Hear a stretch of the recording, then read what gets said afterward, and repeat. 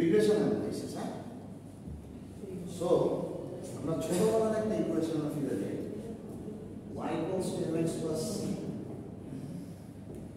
This is a formula for straight line. ম্যাথে straight line করছেন না আমাকে, এই ফর্মুলাটা দেখছেন সবাই, y equals to mx plus c। আচ্ছা, অনেকেই দেখেন। সো y আর x ভেরিয়েবলস, এগুলা ভেরি গুড। সো এই ফর্মুলাটা দিয়ে এটা বোঝায় যে y is dependent on x and x is independent। x যে কোনো ভ্যালু নিতে পারে, ঠিক না? x যা ভ্যালু নেবে ওই অনুযায়ী y এর ভ্যালুটা চেঞ্জ হবে। এটা একদম আমি মনে পড়াইছি। সো এই যে দুইটা ভেরিয়েবলের মধ্যে যে কানেকশন, দুইটা ভেরিয়েবলের মধ্যে যে সম্পর্ক বা যে কোনো একটা ফ্যাক্টর, মনে করেন যে বাংলাদেশের আনএমপ্লয়মেন্ট কিভাবে জিডিপির উপর ইম্প্যাক্ট ফেলতেছে, তার মানে আপনার এখানে একটা রিলেশনশিপ বিল্ড করতে হবে জিডিপি আর ইয়ার মধ্যে, আনএমপ্লয়মেন্টের মধ্যে, ঠিক না? সো জিডিপি এফেক্টেড বাই, মনে করেন এম, আনএমপ্লয়মেন্ট, ঠিক আছে? এরকম এতটুকু সি রাখুন, সি মনে করেন জিরো। তাহলে কি এই আনএমপ্লয়মেন্টটা যা ভ্যালু বসাবে ওই অনুযায়ী জিডিপি চেঞ্জ হবে না? আগে এই যে দুইটা আলাদা আলাদা ফ্যাক্টরের মধ্যে সম্পর্ক তৈরি হইলো, এটাকে বলা হয় রিগ্রেশন, রিগ্রেশন অ্যানালাইসিস, এবং মানে রিগ্রেশন বা রিগ্রেশন ইকুয়েশন। এবং এটাকে নিয়ে আপনি যখন আরো অ্যানালাইসিস করবেন ফার্দার দেয় যে হ্যাঁ আনএমপ্লয়মেন্ট এতটুকু বাড়লে জিডিপি এতটুকু কমতেছে বা বাড়তেছে, হ্যাঁ, এই জিনিসটা যখন আপনি বের করবেন ওটাকে আমরা বলি অ্যানালাইসিস, রিগ্রেশন অ্যানালাইসিস। সো এইভাবে মনে রাখবেন যে দুইটা ভেরিয়েবলের মধ্যে যে একটা ইন্টারডিপেন্ডেন্ট রিলেশনশিপ তৈরি হয় ওটাকে আমরা বলি রিগ্রেশন, ঠিক আছে? এবং এটা খুবই ইম্পর্টেন্ট। একটা পর্যায়ে যে দেখবেন যে এটা আপনাদের অনেক লাগবে, অনেক লাগবে মানে অনেক। মাস্টার্সের থিসিস করবেন, ইন্টার্নশিপ থিসিস করবেন, ইন্টার্নশিপ রিপোর্ট বানাবেন, সব কিছুতে এই জিনিসটা লাগবে, মাস্ট, ঠিক আছে? সো এটা আমরা অনেক ডেপথে যাব না, আমরা বেসড অন সাজেশন এটা আগাবো। দেখেন, regression analysis is a statistical technique used to examine the relationship between one dependable variable, ঠিক আছে, one dependable variable, one or more independent variable। এই যে দেখছেন এটা ইন্ডিপেন্ডেন্ট না, it can take any value it wants, but GDP depend করতেছে, মানে এইটার উপরে বেসড করে জিডিপি চেঞ্জ হবে। তাহলে কি জিডিপি ডিপেন্ড করে নাকি? যেমন মনে করেন আপনার বাসায় ফোর্সে, অনেকের বাসার ক্ষেত্রে কেস ডিফারেন্ট, মানে আপনার বাসায় ম্যাক্সিমাম ক্ষেত্রে আপনার বাবা ইনকাম করে আনে, ঠিক না?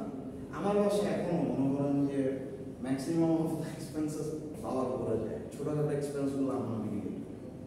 বাট এই যে বাবার উপরে কিন্তু আমরা ডিপেন্ড করে আছি, ঠিক না?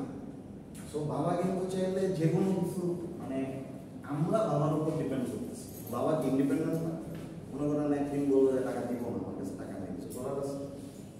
মনে করেন আমার মা ব্যাংকার, আমি মনে করেন চাকরি করতেছি, মনে করেন আমরা চাকরি করি, অনেকেই আছেন না, আমি মনে করেন বাবা আমি টাকা দিব না, মানে এটা হয় না, বাট হইল, ঠিক আছে, কিছু করার আছে, ওই মাসে না খেয়ে সাঁতার, ঠিক আছে, বা কষ্ট হবে।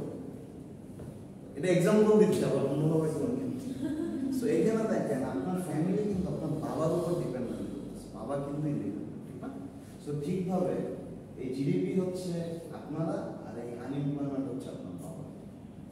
আপনার বাবা কিন্তু আবার আনএমপ্লয়মেন্ট বুঝানোর জন্য বলেছি, হ্যাঁ? So the primary aim of regression analysis is to model and analyze the relationship between variables to make prediction. যেমন আমার মাস্টার্সের থিসিস ছিল connection between GDP, foreign remittance and foreign direct investment.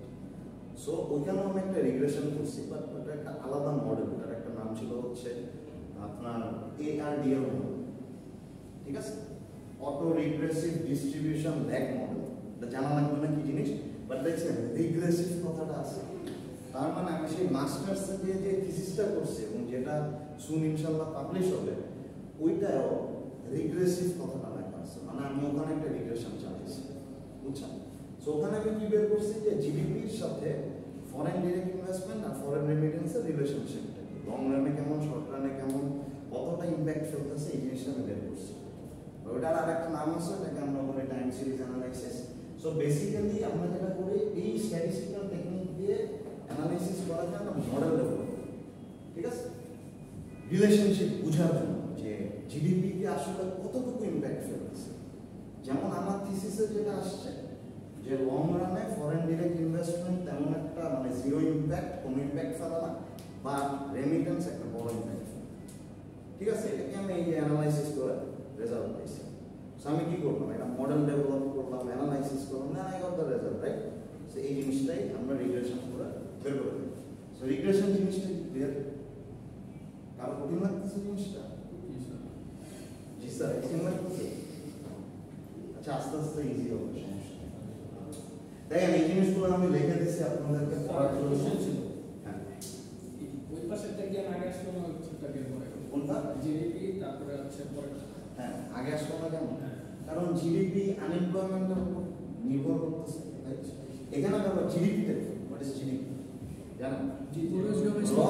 Domestic product, অর্থাৎ একটা দেশের বাউন্ডারির মধ্যে যা উৎপন্ন হয় এবং এটা exchange can be exchange with money, we call that GDP. যে কোনো ধরনের production inside the boundary of the country, ঠিক আছে। আনএমপ্লয়মেন্ট যদি বেশি বেড়ে যায় তাহলে প্রোডাকশন ক্যাপাসিটি কমবে না আলটিমেটলি, কারণ আনএমপ্লয়মেন্ট, বেকারত্ব বেড়ে যাচ্ছে। তার মানে মনে করেন যে দেখেন এটা পজিটিভ নেগেটিভ দুইটাই দেখে, বা জিরো ইম্প্যাক্টও বলতে পারি। আনএমপ্লয়মেন্ট মনে করেন অনেক বেড়ে গেছে, বেড়ে যাওয়ার কারণে একটা ফ্যাক্টরি কি করতেছে, ওদের 5 জন দরকার ফর প্রোডাকশন ক্যাপাসিটি ইনক্রিজ করার জন্য, 5 জনকে পাচ্ছে না, বা 5 জন করে নিয়োগ দিতে পারতেছে না, এদিক দিয়ে বেকারত্ব বাড়তেছে। তাহলে এই বেকারত্ব বাড়ার সাথে কি, যে 5 জন যে নিয়োগ দিচ্ছে না বলে তো মানুষ বেকার হচ্ছে, ঠিক না? তাহলে প্রোডাকশন কমে যাচ্ছে না, কমে যাচ্ছে। অ্যাজ এ রেজাল্ট এটা জিডিপির উপর একটা ইম্প্যাক্ট ফেলতেছে না। মনে করেন 5টা গাড়ি বেশি আপনি ম্যানুফ্যাকচার করতে পারতেন 5 জনকে, ফর এক্সাম্পল, সেটা আলটিমেটলি হচ্ছে না, তাহলে জিডিপি কম আসতেছে না।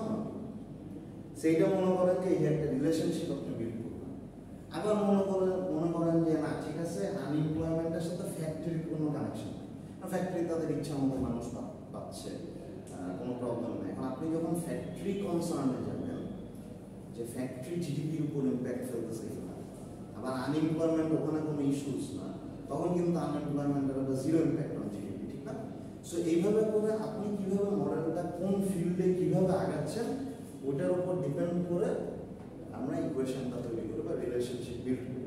সো এখানে যে ব্যাপারটা GDP is a big thing, অনেক বড়, মানে জিডিপির আন্ডারে থাকে মনে করেন আনএমপ্লয়মেন্ট, পভার্টি, তারপরে হচ্ছে এই যে রেমিটেন্স, ইনভেস্টমেন্ট, তারপরে হচ্ছে আপনার এই বিভিন্ন ধরনের household sales, banking industry, সব কিছু জিডিপির আন্ডারে, ফরেন এক্সচেঞ্জ, সব কিছু। সো এটা তো একটা অনেক বড় জিনিস। সো এটা তো এগুলোর উপরে ডিপেন্ড করবে, ছোট জিনিসগুলোর উপরে ডিপেন্ড করবে। ছোট জিনিস যখন ওই যে একটা অপশন ঘোষণা করছেন না, ছোট ছোট বালুকণা বিন্দু বিন্দু জল গড়ে তোলা মহাদেশ সাগর করছেন তো নাকি? আচ্ছা, সো জিনিসটা ছোট ছোট বালুকণা আস্তে আস্তে একসাথে হয় একটা মহাদেশ তৈরি হয়েছে। হ্যাঁ, অপশন ঘোষণা করতে এরকম ছিল। সো ওরকমই মনে করেন ছোট ছোট এলিমেন্ট মিলেই impact together, they create a aggregated impact on the GDP. So that's why GDP depends, right? So that's why GDP কে আমরা dependent variable হিসেবে রাখছি। Clear? Clear is it? আবার আপনার মডেল যদি অন্যরকম হয়, আপনি যদি অন্য টাইপের অল্টার রিসার্চ করতে চান, অ্যানালাইসিস করতে চান, তাহলে আপনি বলতে পারেন যে আনএমপ্লয়মেন্টে ডিপেন্ডেন্ট মানে জিডিপি ইন্ডিপেন্ডেন্ট বানাইতে পারেন। যে হ্যাঁ, জিডিপি যদি বাড়ে কমে তাহলে আনএমপ্লয়মেন্টের কি ইফেক্ট হচ্ছে সেটা যদি বের করতে চান তখন আবার এটা অল্টার হয়ে যাবে, ঠিক আছে। সো কিভাবে researcher how he creates the model, ওইভাবে রিলেশনশিপটা বুঝছেন, বা আপনি ওইভাবে এটাকে ডিফাইন যাও। এখানে যে জিনিসটা করছে সেটা হচ্ছে যে এখানে আপনাদেরকে পড়ার জন্য দিয়ে দিচ্ছি। আমার মনে হয় না এটা আমরা নতুন করে খুব বেশি এক্সপ্লেইন করা লাগবে।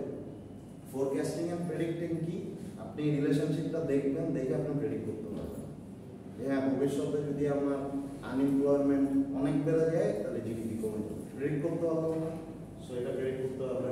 রিলেশনশিপ, যেমন আমি আমার থিসিসে বের করছি যে ফরেন ডিরেক্ট ইনভেস্টমেন্টের কোনো ইম্প্যাক্ট নাই, কিন্তু আর আপনার ফরেন রেমিটেন্সের একটা ইম্প্যাক্ট আছে, পজিটিভ ইম্প্যাক্ট। সো আমি কি একটা রিলেশনশিপ আইডেন্টিফাই করতে পারছি। দেন স্ট্র্যাটেজি অপটিমাইজেশন, মনে করেন যে আপনি আরো স্ট্র্যাটেজাইজ করতে পারবেন বিজনেস, যে ঠিক আছে এরকম একটা প্রবলেম যদি হয় হাউ আই উইল ম্যানেজ।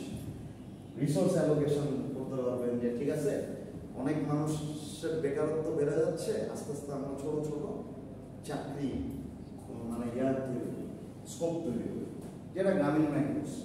গ্রামীণ ব্যাংক কি করছে? ওমেন এম্পাওয়ারমেন্ট করছে, ঠিক না? গ্রামীণ ব্যাংকের কিন্তু একটা টুল ছিল ওমেন এম্পাওয়ারমেন্ট, এবং গ্রামীণ ব্যাংকের সবচেয়ে ফ্যাসিনেটিং যে মডেলটা ছিল সেটা হচ্ছে পিয়ার মডেল। কি করতে জানেন? মনে করেন আপনার যখন ব্যাংকে যাবেন, ব্যাংকে আপনাকে হচ্ছে একটা অ্যাসেট দিতে হয় কোলাটেরাল হিসেবে, ঠিক না? মানে ইউ গিভ দেম বাড়ি, মনে করেন যে বলবেন যে বাড়ির এগেন্সটে টাকা নিচ্ছি, ফ্ল্যাটের এগেন্সটে টাকা নিচ্ছি, এই কাজটাই তো করেন, ঠিক না? আপনি একটা লোন নেবেন, তার এগেন্সটে একটা বন্ধক রাখতে হয়, যেটাকে আমরা ফাইন্যান্সিয়াল ভাষায় বলি কোলাটেরাল। হ্যাঁ, বাট গ্রামীণ ব্যাংকের ক্ষেত্রে তেমনি গরিব, ওরা একটা ফ্ল্যাট দিতে পারবে না। সো গ্রামীণ ব্যাংক যেটা করতো, 10 জন করে একটা গ্রুপ বানানো, ঠিক আছে? গ্রুপ বানানোর পরে ধরো ওমেনরাই থাকতো বেশি, তাদেরকে ব্যবসার জন্য টাকা দিত। দেওয়ার পর এটা বলতো যে তোমাদের এই গ্রুপ থেকে যদি একজন টাকা আমাকে ব্যাক না করে, তাহলে তোমাদেরকে ফার্দার আমি পয়সা দিব না, তোমাদেরকে ফার্দার আমি টাকা দিব না, ঠিক আছে? সো দেখেন এই জিনিসটা কত ইনোভেটিভ এবং কত মানে এক কথায় জোস একটা, যে আমি আপনার কাছ থেকে কোলাটেরাল নিচ্ছি, আমার টাকা সিকিউর না, কিন্তু কারণ কি আপনি যদি টাকা মিস করেন, গ্রুপের বাকি 9 জন টাকা পাবেন না, ফার্দার কোনো লোন পাবেন না। আপনি যখন একটা বিজনেস করতে যাবেন, আপনার ক্যাপিটাল লাগবে, ঠিক না? রোটেশন বাই রোটেশন ক্যাপিটাল লাগবে, টাকা লাগবে, মানে ব্যবসা করবেন কি? সো ওরা কি করতো? কেউই মিস দিত না, টাকার যে কিস্তিগুলো আছে ব্যাংক যে দিতে হবে সেগুলো কেউই মিস করতো না, ওরা নিজেরাও স্বাবলম্বী হইতো। আপনি অবাক হয়ে যাবেন যে বিভিন্ন রুরাল এরিয়াসে যান, তাহলে দেখবেন যে how much they like initiative, ঠিক আছে? সো মনে করেন যে রিসোর্স অ্যালোকেশনের ক্ষেত্রে আপনার এই যে এই অবস্থাটা দেখবেন, বেকারত্ব একটা সমস্যা, গ্রামীণ ব্যাংক কি করবো? এইভাবে অ্যালোকেট করবো। কিছু বলবেন তো? হ্যাঁ, আচ্ছা, বই আর একটা সমস্যা। ওকে, সো ক্লিয়ার জিনিসটা? পারফরমেন্স ইভালুয়েশন, যে কোনো এমপ্লয়ের পারফরমেন্স কি, সে কোম্পানির সাথে হাউ হি ইজ রিলেটেড, কিভাবে সে কোম্পানিতে কন্ট্রিবিউট করছে, সেগুলো আপনি বের করতে পারেন, ঠিক আছে? সেগুলো একটু পড়ে নিন, that will be helpful for you. That's why I have included all this. আমার স্লাইডে মানে আসলে খুবই অনেস্ট ইয়া থাকে, কম লেখা থাকে, কম খুবই কম থাকে, বাট আমি আপনাদেরকে দিচ্ছি যাতে করে স্লাইডের বাইরে আপনাদের না যাওয়া, এখান থেকেই যাতে আপনারা পড়ালেখা করে রেডি করে দিতে পারেন। আচ্ছা, এইখানে দেখেন রিগ্রেশন কোএফিশিয়েন্ট। আচ্ছা, কোএফিশিয়েন্ট জিনিসটা ম্যাথে আমরা বলছি না, কোএফিশিয়েন্ট বলছি সহগ, যে সহগ কে বলতো? হ্যাঁ, ভেরি গুড। সহগ জিনিসটা কি? XY। হ্যাঁ, বলুন, ট্রাই করো।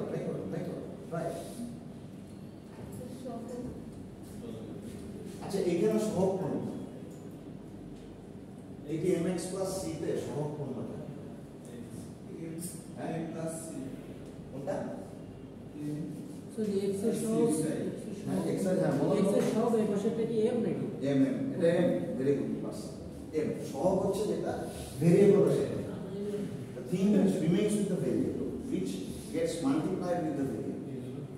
আর আমি তোমার সাথে যাবো, যেমন বিয়ের পর জামাইয়ের সাথে বউ যায়, ঠিক না?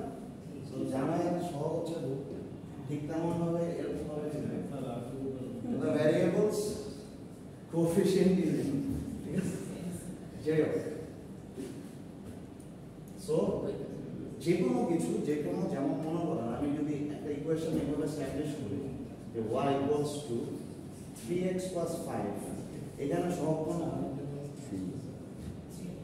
হ্যাঁ কি স্যার কোনটা এটা নাকি x নাকি x বাদে সবাই হ্যাঁ x বাদে সবাই সহ স্যার 3 ওর সাথে কেউ আছে সাথে 3 তাহলে 3 হ্যাঁ সিম্পল এই যে 3 আর এটাকে আমরা বলি কনস্ট্যান্ট বা ধ্রুবক এটা চেঞ্জ হবে না কনস্ট্যান্ট 5 5 থাকে ওর জায়গায় থাকে সংখ্যার সাথে আবার যদি z বা কিছু থাকে তখন এটা স্যার হয়ে যাবে কোনটা এই জায়গায় না এই পাশে ধর 5 এর সাথে কোন আবার ইয়েস এক্স্যাক্টলি তখন আইগুলোর জন্য একটা হাততালি দেব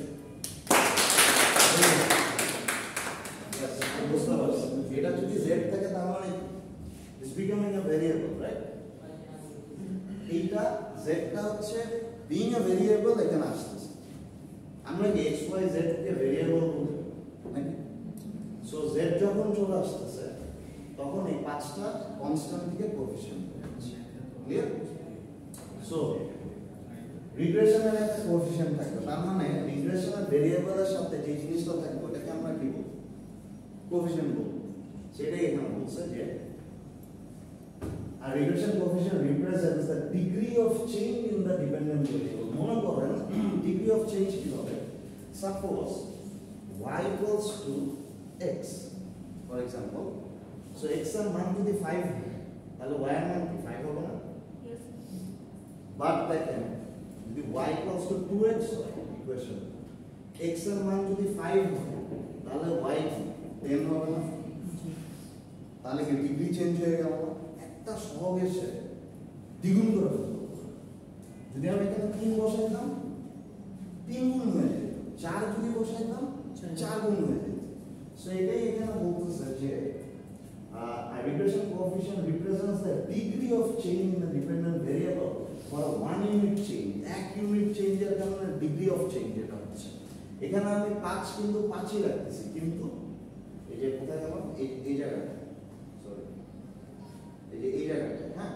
5 কিন্তু আমি 5ই রাখতেছি রাইট এই x এর এখানে বাট এটা বারবার চেঞ্জ হচ্ছে 2 3 4 5 স্যাজ রেজাল্ট এটাকে 15 20 25 হচ্ছে রাইট সো এখানে হচ্ছে না যে রিগ্রেশন কোএফিশিয়েন্ট আমরা সেটাকে বলবো যেটা হালকা চেঞ্জের কারণে এটা পুরো ডিপেন্ডেন্ট ভেরিয়েবলের ডিগ্রি চেঞ্জ করে এটা কিন্তু অলওয়েজ ডিগ্রি মানে ডিপেন্ডেন্ট মানে ইকুয়েশনের এই পাশে লেফট সাইডে যেটা থাকে ওটা ডিপেন্ডেন্ট আর ভিতরে যেটা থাকে ওটা ইন্ডিপেন্ডেন্ট স্বাধীন যা খুশি বসাতে পারে কিন্তু আপনি যা কিছু মানে যা কিছু x এ বসায় y তে কি যা কিছু পাবেন পাবেন না x এর নেচার অনুযায়ী y বিল্ড আপ করবে ঠিক আছে সেটাই সো এইখানের ক্ষেত্রে রিগ্রেশনের ক্ষেত্রে আপনি যদি আরো বেশি টাইম পাইতাম আপনাদের আরো সুন্দর করে জিনিসগুলো বের করতে পারতাম তবে are very less time so regression বোঝার জন্য আসলে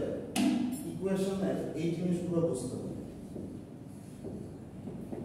সো এটাকে আমরা বলি এই দুটো হচ্ছে আমার ভেরিয়েবল এটা হচ্ছে ডিপেন্ডেন্ট ভেরিয়েবল এটা হচ্ছে ইন্ডিপেন্ডেন্ট ভেরিয়েবল এটা হচ্ছে কোএফিশিয়েন্ট আর এটা হচ্ছে কনস্ট্যান্ট ঠিক আছে এই জিনিস বোঝা খুব ইম্পর্টেন্ট পজিটিভ কোএফিশিয়েন্ট কি যখন পজিটিভ রিলেশন থাকবে ঠিক আছে আর নেগেটিভ কি নেগেটিভ থাকবে সিম্পল মাইনাস যেমন আমি দেখলাম যে আমার থিসিসের পর জিডিপির সাথে রেমিটেন্সের একটা পজিটিভ রিলেশন আছে কিভাবে কারণ আমি যদি 1 ইউনিট চেঞ্জ করি রেমিটেন্স জিডিপি প্রায় 1.5 ইউনিট চেঞ্জ মানে আফটার 10 ইয়ার্স এরকম একটা ব্যাপার বাট ডিরেক্ট ইনভেস্টমেন্টের ক্ষেত্রে শর্ট রানে দেখছি কি যে জিডিপি এটা যদি চেঞ্জ হয় তাহলে জিডিপি মাইনাস হয়ে যায় মানে এটা যদি আমি একটু বাড়াই মাইনাস সামথিং তখন জিডিপি কমে যায় তার মানে ওখানে একটা নেগেটিভ রিলেশন আছে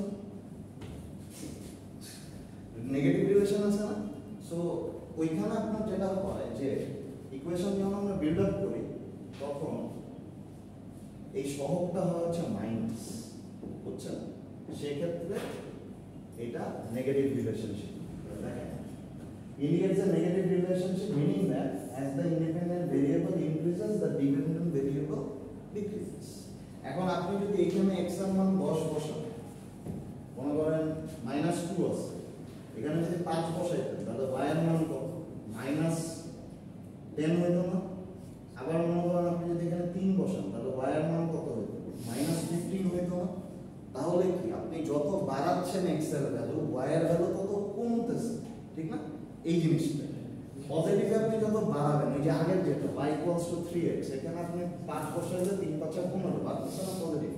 আবার যদি এখানে আপনি 4 বসান তাহলে 4 বলি মনে করেন এখানে আপনি 5 বসাইছেন, হ্যাঁ, এখানে আবার যদি আপনি 10 বসান তাহলে কি 3 10 এ 30 হচ্ছে না? মানে কমপ্লিটলি বাড়তেই থাকতেছে, রাইট? সো এটাও যদি বাড়ে, x ও যদি বাড়ে y ও বাড়ে, এটাকে আমরা বলি পজিটিভ কোএফিশিয়েন্টের ইমপ্যাক্ট বা পজিটিভ কোএফিশিয়েন্টের জন্য। আর নেগেটিভটা কি? এটা বললে এটা ভেরিয়েবল যদি বাড়তে থাকে ইন্ডিপেন্ডেন্ট, ডিপেন্ডেন্ট ততই কমতে থাকে। এটাই ক্লিয়ার জিনিসটা নাকি কঠিন লাগতেছে? কঠিন লাগতেছে? অসুবিধা বুঝছেন না তো বুঝাই দিন সবাই। আচ্ছা, ম্যাগনিটিউড হচ্ছে the magnitude of the coefficient shows the strength of the effect of the independent variable of the dependent variable. ম্যাগনিটিউডটা হচ্ছে যে সাপোজ মনে করেন 2 এর জায়গায় আপনি যদি 2 স্কয়ার দিয়ে দেন, মনে করেন একটা মান আছে, অর্থাৎ জিনিসটা হচ্ছে যে coefficient itself has a value, m এর একটা ভ্যালু আছে, ঠিক আছে? সো ম্যাগনিটিউড মানে হচ্ছে মান বা ভ্যালু। সো এটা যত বাড়বে ভেরিয়েবলের মান তত বাড়তে থাকবে না নাকি? সো ওইটাই বলতেছে যে এই মানটা আসলে ইন্ডিপেন্ডেন্ট ভেরিয়েবলের উপরে ডিপেন্ডেন্ট ভেরিয়েবলের ইফেক্টটাকেও বোঝায়। কারণ আপনি দেখবেন যে সাপোজ এখানে 10 আছে, এখানে 2 আছে, আপনি যদি এই 2টাকে 4 বানায় দেন তাহলে 4 10 এ 40, কত বড় একটা ইমপ্যাক্ট ফেলবে না জিনিসটা এরকম। আচ্ছা, এখানে হচ্ছে মাল্টিপলিনিটি স্ট্যান্ডার্ড এরর টাইম লাগবে ফর স্ট্যাটিস্টিক্যাল সিগনিফিকেন্স। আচ্ছা, দেখো সিগনিফিকেন্স হচ্ছে যদি কোনো রিলেশনশিপ দেয় পজিটিভ অথবা নেগেটিভ, ওটাকে আমরা স্ট্যাটিস্টিক্যালি সিগনিফিকেন্ট বলি। আর যদি কোনো রিলেশনশিপ না দেয় তখন আমরা স্ট্যাটিস্টিক্যালি ইনসিগনিফিকেন্ট বলি, ঠিক আছে? স্ট্যাটিস্টিক্যালি ইনসিগনিফিকেন্ট, সো ইনসিগনিফিকেন্স এটা। আচ্ছা, মাল্টিপলিনিয়ারিটি, অ্যাডজাস্টেড স্ট্যান্ডার্ড এরর এগুলো দরকার না, এগুলো পড়ার দরকার নাই, মানে এগুলো একটু টাফ, ওইদিকে আমি যাবো না, যেহেতু আপনারা রিগ্রেশন ইকুয়েশন বুঝতে যে হেরা যাচ্ছেন, সো ওইদিকে যাচ্ছি না, এটা একটু আপনারা স্টাডি করবেন। আচ্ছা, আমরা একটা কাজ করি, আমরা একটা ম্যাথে যাই, হ্যাঁ, আলহামদুলিল্লাহ কেউ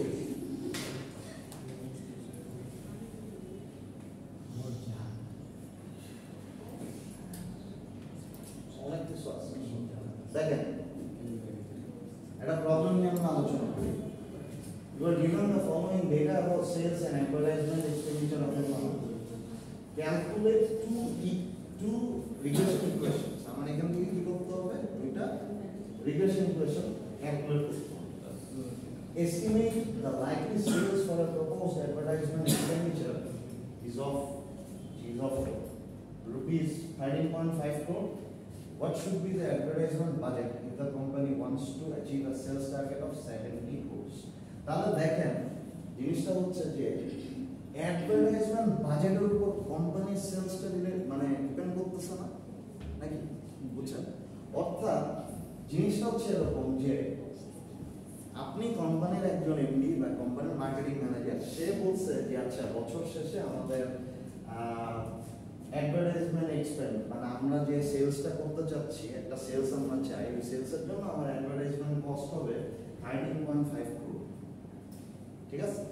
আমরা বললাম যে এত অ্যাডভার্টাইজমেন্ট তুমি নিচ্ছ, তাহলে আমার টার্গেট কি হবে, মানে আমি কত সেল করব? তখন মনে করেন বোর্ড মিটিং মানে সিদ্ধান্ত হইল যে টার্গেট হবে 70 কোটি টাকা, 70 কোটি রুপি আমি হচ্ছে কেন রুপি দেওয়ার কারণ এটা হচ্ছে বই, আপনাদের বই হচ্ছে Indian rupees, that's why rupees, ঠিক আছে? সো জিনিসটা হচ্ছে কি যে 13.5 তাহলে কি 13.5 এর উপর এই সেলসটা ডিপেন্ড করতেছে না। এখন না এখানে দেখেন লেখা আছে যে পার্টিকুলার সেলস অ্যাডভার্টাইজমেন্ট এক্সপেন্ডিচার এরকম দেওয়া আছে, এগুলো হচ্ছে পার্টিকুলার আলাদা দেওয়া আছে।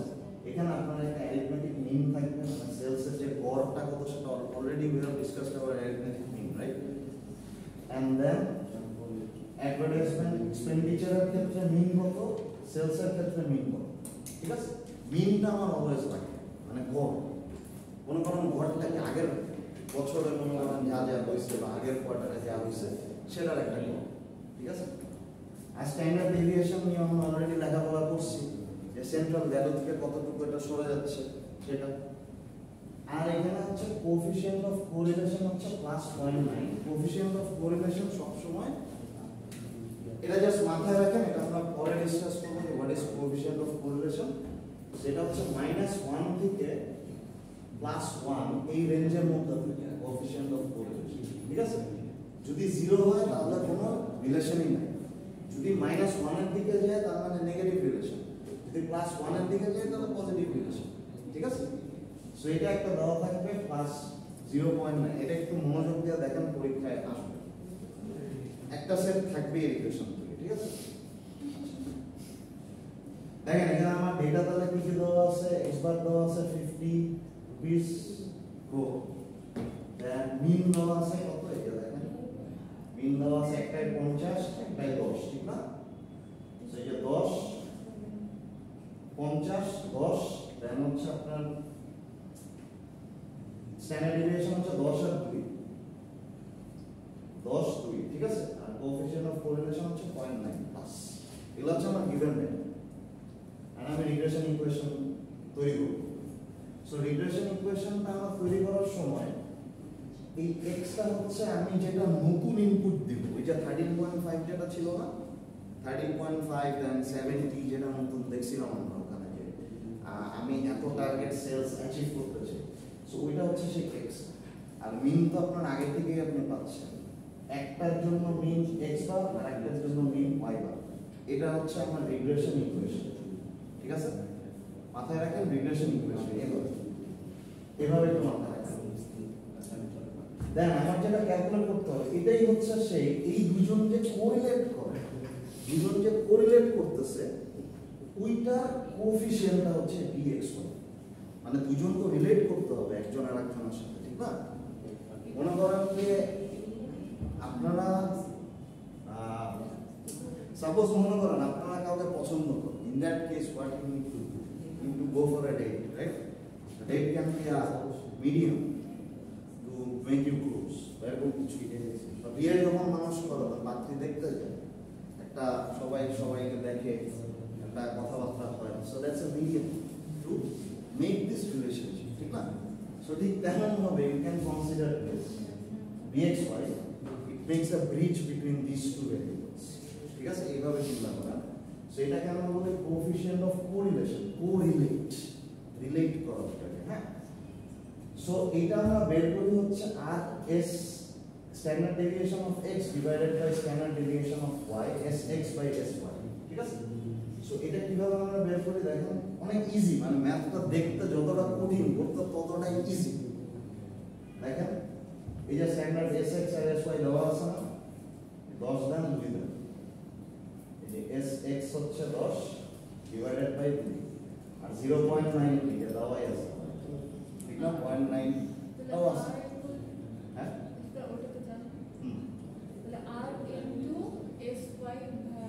sx বাই sy যদি আপনি bxy বের করতে চান, তার মানে এই x এর সাথে x অন y যদি বের করতে চান, যেটার উপরে যেটা ইমপ্যাক্ট ফেলতেছে ওইটা যদি বের করতে চান, তখন সেক্ষেত্রে sx বাই sy হবে।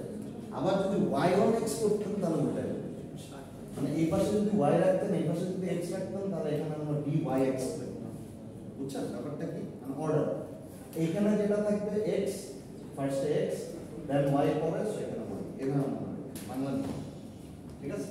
স্যার তাহলে আমার সূত্র কি ওটা দিলে হচ্ছে না নাকি ওটাও দিতে হবে? না, আপনি তো এটা মানটা বের করবেন। এটার মানটা বের করার জন্যই হচ্ছে এই 0.9, অর্থাৎ এই কোএফিসিয়েন্ট অফ কোরিলেশন এর সাথে standard deviation of x divided by standard deviation of y, এই 4.5টা হবে হচ্ছে আমার আলটিমেটলি রিগ্রেশন কোএফিসিয়েন্ট।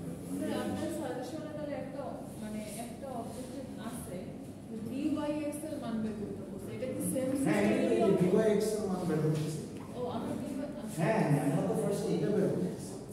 এই যে এখানে তো SX x by আছে, S আমি ভাবতেছিলাম কি সেম সিস্টেমে কিনা। মাথার উপর দিয়ে যাচ্ছে। আচ্ছা, আমার রিগ্রেশন ইকুয়েশন হচ্ছে এটা, ঠিক আছে? ক্লিয়ার? এটা হচ্ছে আমার মেইন রিগ্রেশন ইকুয়েশন। বাট এই রিগ্রেশন কোএফিশিয়েন্টটা আমার বের করতে হবে, মানে সহগ, ঠিক আছে? এই ভেরিয়েবলের সাথে এতক্ষণ আমরা সহগ নিয়ে অনেক কথা বললাম, সো এই সহগটা আমার বের করতে হবে। ক্লিয়ার? সো এই সহগটা বের করার ফর্মুলাটা হচ্ছে এই dxy r sx by sy। r টা হচ্ছে regression coefficient, sorry coefficient of correlation r, sx আর sy হচ্ছে standard deviation of x and standard deviation of y। তো দেখেন এখানে সব দেওয়াই আছে, পরের তিনটা 0.9 ইনটু 10/2। স্যার এটা কোশ্চেনটা 0.9 ইনটু 10, হ্যাঁ কোশ্চেনটা কোশ্চেন হচ্ছে question হচ্ছে you are given the following data about sales and advertisement expenditure of a firm. Sales and advertisement expenditure এই দুটো হচ্ছে ভেরিয়েবল, এই দুইটার মধ্যে সম্পর্কটা কি ওটা আমরা দেখতে পাচ্ছি, ঠিক আছে? সো প্রথমে আমরা রিগ্রেশন ইকুয়েশন ক্যালকুলেট করতে হবে। সো আমি রিগ্রেশন ইকুয়েশন কখন ক্যালকুলেট করতে হবে? যখন বিল্ড আপ করব। আচ্ছা, তারপর আমাকে বলছে যে এই অবস্থায় আমি 13.5 ক্রোর সেলস মানে আমার কস্ট হবে, এটা দিয়ে রিগ্রেশন ইকুয়েশনে দেয়। তার লাস্টে বলছে যে 70 কোটি রুপি যদি আমি সেলস জেনারেট করতে চাই তাহলে ব্যাপারটা কি ঘটবে ইকুয়েশন দিয়ে দেখো, বা কেমন কি চেঞ্জ আসবে। সো আমরা কিন্তু এই জিনিসটাই বের করতেছি, ঠিক আছে? এটা কি একটা অঙ্ক নাকি এটা হচ্ছে যে অনেক একটা অঙ্ক। সৃজনশীল টাইপের, মানে না একটাই অঙ্ক, মনে করেন তিনটা, মনে করেন আমি এটা একটা দিলাম, একটাই থাকবে 10, আচ্ছা বুঝছো? একটাই থাকবে 10। আচ্ছা, সেইখানে যে ডেটাগুলো দেওয়া আছে, ম্যাথ করার ইজিয়েস্ট ওয়ে হচ্ছে ইউ টেক দ্য ডেটা, লিখে ফেলেন ডেটাগুলো আস্তে করে সুন্দর করে, যেমন ভাবে যা যা আছে তা লিখে ফেলতে হবে। হ্যাঁ যা ডেটা দেওয়া থাকবে লিখে ফেলবেন, 50% ওয়ার্ড ডাউন হয়ে যাবে সবসময়, এটা করবেন। দেন আপনি এইভাবে আগাবেন x মাইনাস x বার মানে হচ্ছে অ্যারিথমেটিক মিন, এটা তো সূত্র তাই না? হ্যাঁ এটা হচ্ছে মেইন সূত্র, এইটা বাচ্চা হচ্ছে এই সূত্র। কারণ bxy তো আপনার বের করতে হবে। হ্যাঁ bx y bxy এর ক্ষেত্রে আপনি এই তিনটা লাস্টে যে sx sy আর r এই তিনটা জিনিস ইউজ করবেন। দেখেন এই যে r sx by sy, আচ্ছা r sx r sx x r sx by sy, s মানে স্ট্যান্ডার্ড ডেভিয়েশন, ঠিক আছে? বোর্ডে করে দাও। আচ্ছা বোর্ডে করে দাও।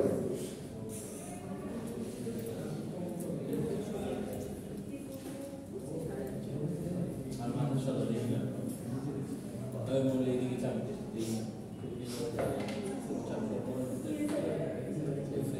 দেখেন আমার মেইন জেনারেল যে ফর্মুলাটা রিগ্রেশন ইকুয়েশনের ক্ষেত্রে সেটা হচ্ছে x minus x bar equals to bxy into y minus y bar, ঠিক আছে? এটা হচ্ছে আমার মেইন রিগ্রেশন ইকুয়েশন। ক্লিয়ার জিনিসটা? মনোযোগ দেন, তাহলে আমার কষ্টটাও বৃথা যাবে। I am trying to make you understand. একটু জটিল বাট জিনিসটা সহজ যদি বুঝে যায়। আচ্ছা এইখানে দেখেন আপনি x বার জানেন না, একটু নামটা একটু বাংলা বলে দিবেন, মানে রেগুলেশন কি জানো? রিগ্রেশন আর বাংলাটা আমি জানি না, কারণ বাংলা পড়ি। সো এগুলো আপনাদেরকে যদি দেখতে চান গুগল করতে পারেন, আমার কোনো লাগে নেই, কারণ আমি 11-12 স্ট্যাটিস্টিক্স ইংলিশে করছি, বিবিএতেও স্ট্যাটিস্টিক্স ইংলিশে করছি। সো আমরা রিগ্রেশনই বলতাম, বাট এটা একটা বাংলা আছে পুরুত্বাগতি স্যার, হ্যাঁ পুরুত্বাগতি, কি পুরুত্বাগতি। ওই তো কোনটা ইজি, রিগ্রেশন না প্রত্যক্ষ করতে ইজি? যাই হোক কিছু একটা নাম আছে, একটু দেখে নিন। আই এম সরি, আমি জানি না। আচ্ছা যাই হোক শুনুন, দেখেন এটা হচ্ছে মিন মানে গড়। এই যে মিন অফ সেলস হচ্ছে 50 আমার দেওয়া আছে। সো আমি জানি এখানে 50, আবার y যেটা 10 সেটাও আমার দেওয়া আছে, দেখছেন? এই দুটো আমি জানি, বাট আমি কি bxy জানি এখন? জানি না। সো আমাকে bxy টা বের করতে হবে। বের করার জন্য কি করতে হবে? r into sx by sy, তাহলে এখানে r এর ভ্যালু কত? 0.9 into standard deviation of x কত? 10 divided by 2 এটা করলে কত হবে 0.90/2 আর এই পাশে হচ্ছে 45 40 হ্যাঁ 45 আসে 0.9 সরি ভুল করছি কত বড় ভুল করছি দেখছেন 0.9 * 10 তো হচ্ছে কত 9 তাহলে 4.5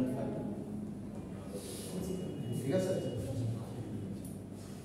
আচ্ছা তাহলে কি আমরা বুঝলাম যে dxy কিভাবে বের করতে হয় তাহলে এই dxy পাই গেলাম 4.5 এটা দেখেন 4.5 50 আমি জানি না কত x বার এর মান কত ছিল 50 এই যে 50 y বার এর মান কত ছিল 10 সো ইকুয়েশন ইজ সেট ইকুয়েশনটা হচ্ছে এই দেখেন x - 50 = 4.5 y - 10 বুঝছেন আর y এর মান কত হ্যাঁ y এর মান এটাই তো আসবে এটা হচ্ছে আপনার বেসিক ইকুয়েশনটা রেডি করবেন রিগ্রেশন ইকুয়েশনটা রেডি করতে হবে ফার্স্ট দেন আপনার যে চাওয়া পাওয়া টার্গেট কত সেল হচ্ছে এস্টিমেটেড এইখানে আছে না বলা এক্স আছে এর বাইরে মানে বের করবি হ্যাঁ এইখানে বলা আছে না যে লাইকলি সেলস যে 13.5 হ্যাঁ for advertisement expenditure so Y এর ভ্যালু হয়ে যাবে তখন 13.5 বুঝছেন দেখেন এটা বুঝলেই বুঝবেন এরপর আসছে এইটা হচ্ছে আমার রিগ্রেশন ইকুয়েশনটা আসলো এখান থেকে যদি আমি এটাকে বিয়ার করি ভাঙাই সিম্পলিফাই করি তখন x = 4.5 y + 5 দেখছেন সেই 45 টা আসলো কোথা থেকে না না 4.5 * 10 করেন কত আসে গুণ দিব হ্যাঁ 4.5 এর সাথে গুণ দিবেন না ইকুয়েশনটা সিম্পলিফাই করতে হবে ঠিক আছে আর এই যে আচ্ছা এটাও দেখেন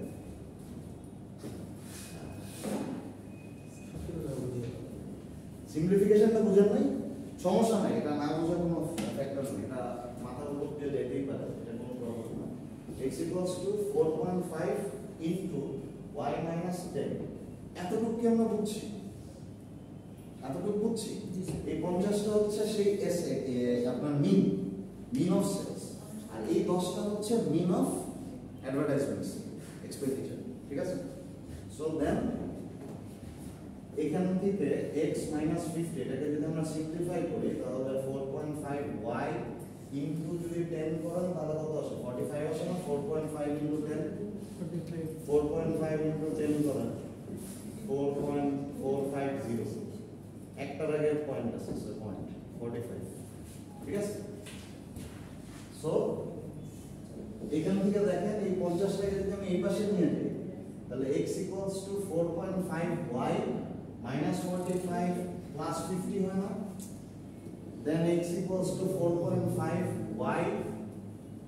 + 5 হয় না ফাইনাল অ্যানসার মানে এটা আমি ম্যাথমেটিক্যাল সিম্পলিফিকেশন করি না সরল করা ওই কাজটাই করছি আমার কথা হলো স্যার ওই জায়গায় যেমন আছে হলো bxy হ্যাঁ মানে ফার্স্টের যে সূত্রটা ওখানে স্যার এই পাশে যেমন আপনি x এর মানটা x পায় মানে x মিন এর মানটা বসাইছে x এর পরে তারপর দেন হলো bxy এর মানটা বসাইছে তারপর হলো জাস্ট y টা বসাইছে y বারের মানটা বসাইছে এই যে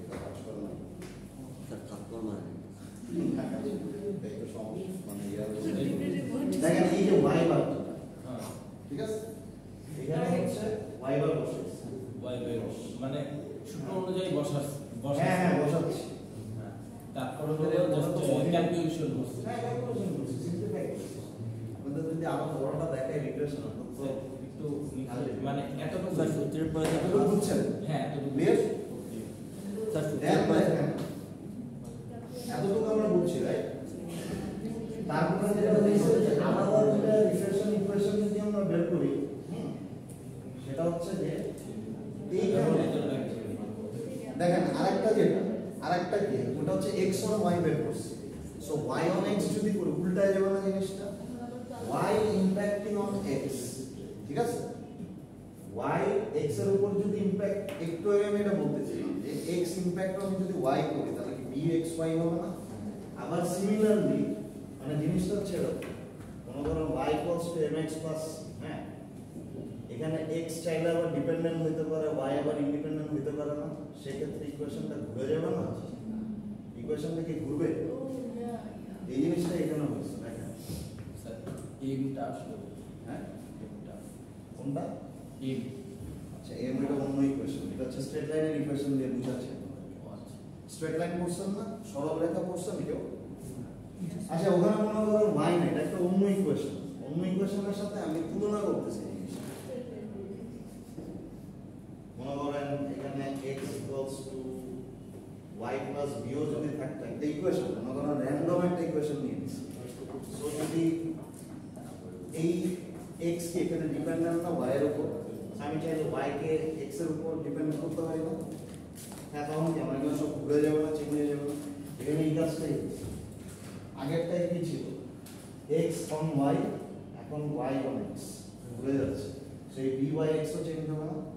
এখানে আপনারা যেটা ভুল করবেন আমি জানি, দুইটার ক্ষেত্রে dx y দিবেন, এটা করবেন না, সবসময় এইভাবে বাংলা নিয়মে মনে রাখবেন, এইখানে y মানে আগে y দেন x, তো সেই ক্ষেত্রে আগে কি করছিলাম, আর sx by sy করছি, and sy by sx করছি, সেম জাস্ট পরেরটা ঘুরে যাবে, দেখেন এটা ঘুরে গেছে, বুঝতেছেন জিনিসটা? এবার আজকে শেষ করি, তাহলে এইবার দেখেন কত সহজ, শেষ, এখন জাস্ট প্লাগ ইন করবেন। দেখো আমার ইকুয়েশন রেডি না, ইকুয়েশন রেডি হয়ে গেলে দেখেন we use the regression equation of sales on advertisement expenditure, তাহলে কি সেলস অন যেটা থাকে সেটা ইন্ডিপেন্ডেন্ট হয়, আর যেটা অনের আগে থাকে সেটা ইন্ডিপেন্ডেন্ট, মানে সেটা ডিপেন্ডেন্ট হয়, আর যেটা উপরে হচ্ছে সেটা ইন্ডিপেন্ডেন্ট হচ্ছে, ঠিক আছে? সো দেখেন সেলস অন অ্যাডভার্টাইজমেন্ট, তাহলে সেলস এরটা আগে, অ্যাডভার্টাইজমেন্টেরটা পরে। সো আমরা এখন কি করব, এই 4.5 এর জায়গায় ওইটা যে আমার 13.5 ছিল, অনের পরেরটা ইন্ডিপেন্ডেন্ট হয়, হ্যাঁ পরেরটা ইন্ডিপেন্ডেন্ট, অনের পরেরটা, অনের আগেরটা ডিপেন্ডেন্ট, ডিপেন্ডেন্ট। সেই যে 13.5 ছিল না, এটাকে প্লাগ ইন করব, দেখেন এই যে প্লাগ ইন, এই যে প্লাগ ইন করে দিচ্ছি ওয়ারটাকে, দেখছেন 4.5 ইনটু 13.5, সো আমার এখানে সেলস কত হচ্ছে 65.75 ক্রো। তার মানে আমি যদি 13.5 আমার অ্যাডভার্টাইজমেন্ট সেলস হয়, সেক্ষেত্রে আমার সেলস আসবে এত কোটি টাকা, এত কোটি, বুঝছেন কিভাবে বের করলাম জিনিসটা? কি করছি, প্লাগ ইন করে দিচ্ছি, কিছু ঢুকছে। আরেকবার যদি এটা দেখেন, আবার দেখেন ওই দিনের যে ম্যাথটা আজকে যে ম্যাথটা, মানে ওই দিন একটা ম্যাথ করলাম আর আজকে ম্যাথটা, এই দুইটা কি মানে দুই চ্যাপ্টার থেকে আলাদা আলাদা আলাদা, এটা দুইটাই কি সব আসার সম্ভাবনা আছে, মানে দুই টাইপের? হ্যাঁ ওখান থেকে 5 থেকে একটা সেট, 4 থেকে একটা সেট, মানে এখান থেকে একটা সেট, এভাবে করে আমি প্যাটার্ন বলে দেব, সমস্যা নেই, কোশ্চেন রেডি করি। না সেটা সব আনসার করতে হবে, 5টা থেকে 3টা আনসার করতে হবে, ঠিক আছে? স্যার তাহলে ম্যাথগুলো আনাইছেন আর দুই দিন স্যার ক্লাসে বুঝাই দিন, স্যার ক্লাসে ম্যাথ হ্যাঁ বুঝাবো। আর সূত্রগুলো স্যার সুন্দর করে মানে সাজাই দিলে ভালো হয়, মানে 4 5 সূত্র সব ম্যাথ একটু মানে আমার যদি একটু আমি যে স্লাইডটা আপনাদেরকে ডেলিভার করছি ওটা একটু দেখেন, মানে কিভাবে সাজানো হচ্ছে, জিনিসটা কি সাজানো লাগে না? আপনারা একজন নোট করে লিখে ফেলুন, ঠিক না? তো আপনারা ইনিশিয়েটিভ নিতে হবে, আপনাদেরকে আমি স্লাইড যেরকম করে দিচ্ছি, স্লাইডের বাইরে কিচ্ছু নেই, টেক এ নোট, আলাদা আলাদা আপনি স্ট্যান্ডার্ড ডেভিয়েশন লিখলেন, মিন লিখলেন, সবগুলো স্লাইডে আছে না, সব ফর্মুলা করে ফেলেন নোট। এখন এটাও যদি আপনাকে টিচার নোট করে দেওয়া লাগে, তাহলে দিস ইজ ভেরি সাইন্টিফিক, ঠিক আছে? Very scientific, you have to make prepare note by yourself. স্লাইডসে আপনি যা পাচ্ছেন এরকম এত ডিটেইল আপনি খুব কম পাবেন, টু বি অনেস্ট, এত ডিটেইল। আপনার সাজেশনে যে কোয়েশ্চেন আছে, কোয়েশ্চেন আর অ্যানসারগুলো আমি স্লাইডে দিয়েছি, তারপরে স্লাইডের বাইরে না এই যাই। জন্যই তো স্যার আপনার আমার ভালো লাগে। It's my pleasure. Thanks for that option. আচ্ছা দেখেন, এখন ফার্স্টের যে কোয়েশ্চেনটা বুঝুন, এটা আমরা শেষ করি। কোয়েশ্চেনটা কি বলছিল যে সেলস কি হবে এই অ্যাডভার্টাইজমেন্ট এক্সপেন্ডিচারের উপরে, ঠিক না? পরেরটা দেখেন, what should be the advertisement budget, তার মানে এখানে কি ইন্ডিপেন্ডেন্ট অ্যাডভার্টাইজমেন্ট বাজেটটা কি? তখন ডিপেন্ডেন্ট হচ্ছে এইটার উপর, ঠিক না? মানে জিনিসটা কিন্তু অল্টার, দেখেন মানে উল্টা তখন আমরা কি সেকেন্ড ইকুয়েশন ইউজ করব। y এর জায়গায় কেন আমরা 13 টা ইউজ করছি, কেন x এর জায়গায় না? বলুন তো কেন? সেটা কি মানে আমরা মানে সেল বের করতে হবে এইজন্য দেখেন এখানে কি বলছে, estimate the likely sales. Sales কে কে রিপ্রেজেন্ট করতেছে? x ভেরিয়েবল, আর y কে কে রিপ্রেজেন্ট করতেছে? Advertisement expense. আমরা এখানে অ্যাডভার্টাইজমেন্ট এক্সপেন্স 13.5, সেটা y হবে। আর আমার বের করতে হবে সেলস। সেলস কে কে রিপ্রেজেন্ট এখন করতেছে? এটা X। যদি উল্টাটা জিজ্ঞেস করে হ্যাঁ উল্টাটা এই যে দেখেন পয়েন্টটা এটা কি পয়েন্ট দাঁড়ায়? উল্টা আচ্ছা এই যে দেখেন what should be the advertisement budget. Budget এখন অ্যাডভার্টাইজমেন্ট বাজেট যাচ্ছে, তাহলে কি ঘুরে যাবে না? উল্টাটা হবে না? তাহলে x এর মান হবে 7 এক্স্যাক্টলি, তখন কি হবে y এর মানটা আমরা বের করব, x এর মান হবে 70 ঘুরে যাবে। দেখেন এই জিনিসটা অ্যাভারেজ, এটা সবচেয়ে বেসিক এন্ড ইজি। এন্ড দেখছেন x বসায় দিছি y বের করছি। তার মানে আমি যদি আমার অ্যাডভার্টাইজমেন্ট বাজেট 13.6 রুপিস করি, হ্যাঁ, তাহলে আমি 70 কোটি রুপির সেলস টার্গেট অ্যাচিভ করতে পারবো। বুঝছেন জিনিসটা? এটা জানা